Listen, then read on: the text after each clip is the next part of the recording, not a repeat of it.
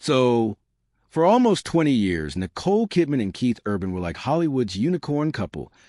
Proof that sometimes real love actually sticks it out, even with all the money scandals and grueling careers. People would point at them and say, see, true love's not just a tabloid myth. But then, bam, late September 2025, Nicole files for divorce, and just like that, the fairy tale millions believed in, poof, gone. Let's rewind a bit, though. Nicole Mary Kidman landed on Earth in Honolulu, 1967. Her parents were as Aussie as kangaroos in the outback, moved a fam back to Sydney when Nicole was tiny. Dad was a clinical psychologist, mom was a nurse/educator, and their house was run on discipline, ambition, and probably a never-ending to-do list. Little Nicole? Insanely shy, like hide-under-the-desk shy, which freaked out her teachers. She blushed so hard in class you'd think she was about to faint. But inside all that awkwardness, a wild imagination. Lava bubbling under the surface. Ballet, acting, school plays. Those were her secret passages out. By her teens, she was too talented for anyone to ignore. And right around then, Australia's film scene went ballistic. Nicole landed TV jobs, and BMX Bandits, total cult classic from 1983, made her a name. Hollywood noticed, and so off she went. And then Tom Cruise enters. They got hitched in 1990. She gets more A-list sparkle, but man, it cost her. Scientology's shadow was all over that marriage. She doesn't really talk about it, but you can practically see the scars. When it ended in 2001, it wasn't just divorce papers. She lost main custody of their adopted kids, Bella and Connor. That cut deep, it never really healed. People who knew her said it felt like motherhood got ripped from her, like she was just a guest in her own kids' lives. For someone who desperately wanted a warm, cozy family, it just broke something inside her. Keith Urban, on the other hand, grew up on a different axis. Born in Whangarei, New Zealand, same year as Nicole, then raised in dreary Queensland, Australia. His dad, Bob, ran a corner store and was obsessed with country music. So little Keith got a tiny guitar when he was 6. Country music was basically his escape hatch from a household kind of bursting at the seams. He ditched school because music wasn't just a phase. It was his everything, his lottery ticket out. He grinded away in Nashville through the 90s, until 1999's self-titled album finally shot him into the spotlight as country's new pin-up boy. But yeah, fame and addiction, they were like his unwelcome sidekicks. By the time Nicole met him, he'd already done the whole rehab merry-go-round. They first crossed orbits in January 2005 at This Day USA deal in L.A. It's basically Australian Coachella, but with more black tie. Nicole had bounced back from Cruise, Oscar in hand for the hours, crushing it, but still raw underneath all that glitz. Keith was blowing up career-wise, but battling the usual self-destruction.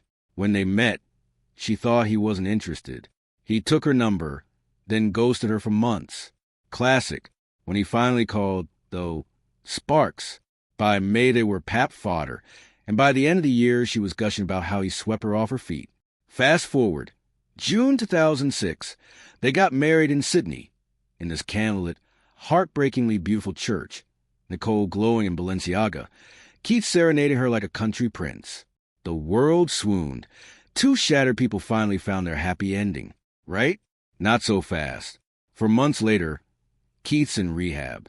The thank you cards from the wedding weren't even cold. Nicole chose ride or die. She stood by him, visited him, never let the world see her blink. He later said she saved his life. But under all that loyalty, there was a pattern. Nicole, always caretaker, always anchor. Keith, always the one barely keeping his head above water. Somehow, they still made it look magical. Nicole's work, on fire. Keith's music, award magnet. They had Sunday Rose in 2008, Faith Margaret in 2010, and for a few years it seemed like that picture-perfect modern family. Nicole poured every ounce of Miss Motherhood into her daughters. Keith loved being dad, but the road kept calling. Quietly, they started drifting. A slow leak, not a blowout. She craved control. He needed space. Nicole was organized. Keith just wanted to breathe. She felt undermined.